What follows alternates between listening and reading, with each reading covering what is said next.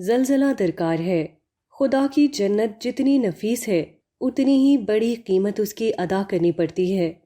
جنت صرف ان حوصلہ مندوں کے لیے ہے جو بھونچال کی قیمت پر اس کو حاصل کرنے کے لیے راضی ہو جائیں۔ جنت کو پانے کے لیے آدمی کو ایسے کٹھن مرحلے سے گزرنا ہوتا ہے جس کو انسانی زبان میں صرف زلزلے سے تعبیر کیا جا سکتا ہے۔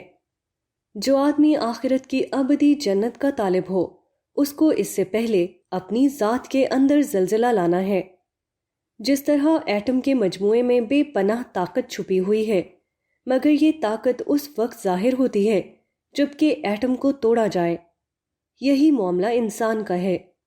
ہر آدمی کے اندر ایک عظیم ربانی انسان چھپا ہوا ہے۔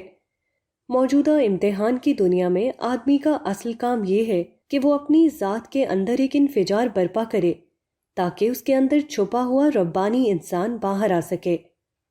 ہر آدمی اصلاً فطرت خداوندی پر پیدا ہوتا ہے، مگر ماحول، روایات، خواہشات اور اس طرح کے دوسرے اسباب اس کے اوپر تہ بتہ پردے ڈال دیتے ہیں۔ آدمی ایک مصنوعی غلاف میں بند ہو کر رہ جاتا ہے جس کے تحت وہ سوچتا ہے اور جس کے مطابق وہ جیتا ہے۔ اس مصنوعی پردے کو پھاڑنے میں انسان کی تمام ترقیوں کا راز چھپا ہوا ہے۔ اپنے ذہنی سانچے کو توڑنا بلا شبہ اس دنیا کا مشکل ترین کام ہے، مگر اسی مشکل ترین کام میں خدا نے تمام انسانی سعادتوں کا راز چھپا دیا ہے۔ قرآن کے الفاظ میں انسان جب اپنے شاکلہ کو توڑتا ہے تو اس کا شاکلہ خدا کے شاکلے کے ہم سطح ہو جاتا ہے۔ اس کی ربانی فطرت جاگ اٹھتی ہے۔ وہ براہ راست خدائی فیضان کی زد میں آ جاتا ہے۔ وہ محدودیت کی دنیا سے نکل کر ابدیت کی دنیا میں داخل ہو جاتا ہے۔ اس کی سوچ خدائی سوچ بن جاتی ہے۔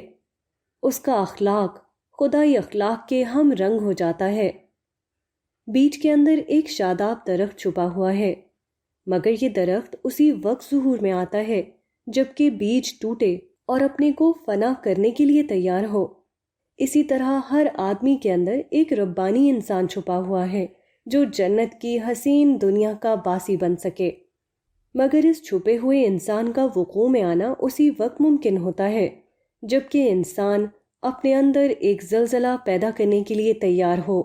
وہ مصلحتیں اور محبوبات جن کو بچانے کے لیے آدمی اپنا سب کچھ لگا دیتا ہے، انہی مصلحتوں اور محبوبات کا ٹوٹنا جنت کے دروازے کا کھلنا ہے، مگر اکثر لوگ اس کو نہیں جانتے۔